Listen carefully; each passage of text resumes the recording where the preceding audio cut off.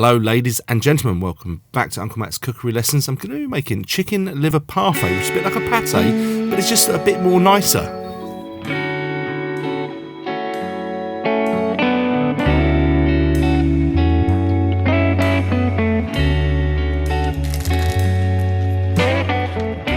Okay, for chicken liver parfait we need chicken livers, there they are, soaking them in a little bit of milk. Not crucial, but it will remove some of the bitterness, and the recipe you will see is on my website, unclematt'scookerylessons.com. And the recipe I've sort of borrowed from a YouTube friend of mine, Richard's Kitchen. There'll be a little tab in the corner, and I'll share a link to his channel in the description because I think you'll really like his channel. Hello Richard, hope you're well. So while I was giving you a little bit of chat there about my friend Richard, I was chopping a shallot, sweating that briefly in a pan, and adding the brandy. I like to set fire to it, so over a low heat, flambe it, but you don't have to. If you don't want to melt your eyebrows off your face and things like that, you can just put the brandy and the port in the pan together, add the bit of thyme and garlic that I'm about to put in, and just let it reduce down. It'll be fine, but you miss out on all the drama of setting fire to things, so you choose how you want to do it. Reduce those until they're kind of gloopy and syrupy like so, onto a plate to cool down to as close to room temperature as possible, slightly warm room temperature, because when we mix this, that's the temperature we want everything to be. If we can, we'll get a much smoother mixture. So draining those livers, they've had about an hour or so in that milk.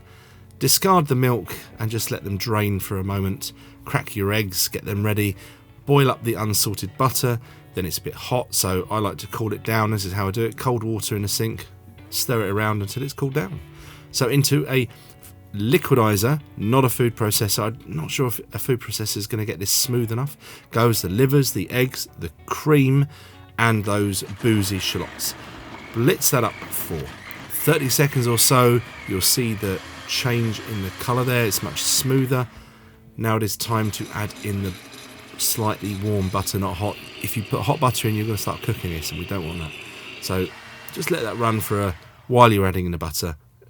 Another 20-30 seconds afterwards, and there you have a very, very nice parfait mixture.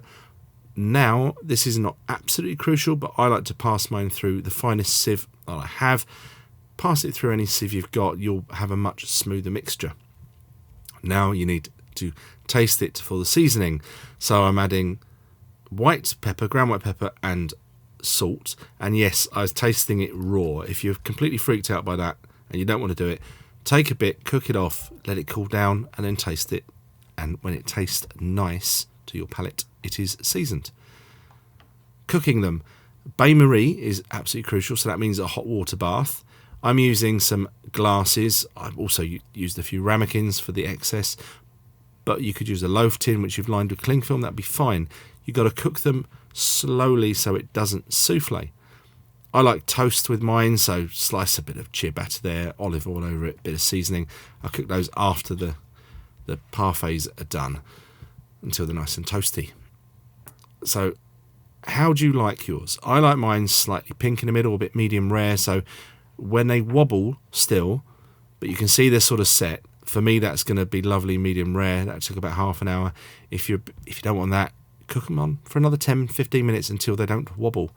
When they cool down a little bit, melt a little extra to the recipe, unsalted butter, and pour it over there. That'll create a seal. That will then keep really, really well in your fridge for at least a week or so, so you can get these done well in advance. I'm going to taste it now. I'm going to put it on a board with some toast and some salad and some pickles and hand you over to me for said tasting. Okay then, so chicken liver parfait is ready for tasting. It's always good to get it chilled first, so let's just go in and find out if it's, well, how it looks. Ooh. Okay. Lovely. On a bit of toast. Let's just go in without anything else first of all.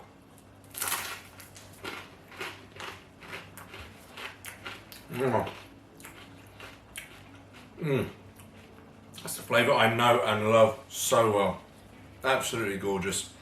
I've got a little bit of pickled pear here that I found in my fridge. Lots of stuff in my fridge like that. Yummy. So that'll be my last video before Christmas and probably until 2022. Thank you very much to the people that have watched my videos along the way. I really appreciate you being here. I really appreciate it when you take time to like the video and comment, and if you've subscribed and shared all of that. I really appreciate it. And I wish you all a very happy Christmas, fantastic New Year, and then maybe a slightly better 22 than 21. Although I think I might have said this last year, and it got worse. So thanks very much. See you soon. Bye.